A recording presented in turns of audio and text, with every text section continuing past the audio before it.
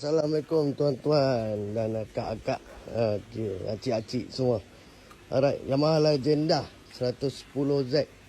Motor kita siap restore. Motor dah siap restore. Engine dah siap restore. Cover set semua baru. Memang nampak macam baru.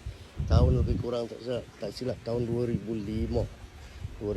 Motor memang cantik. Boleh tengok sini anda boleh tahulah. Standard. Engine standard. Siap ada disc brake depan dan kick starter.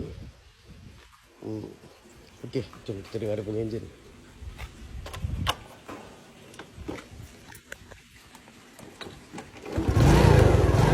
Sekali start je.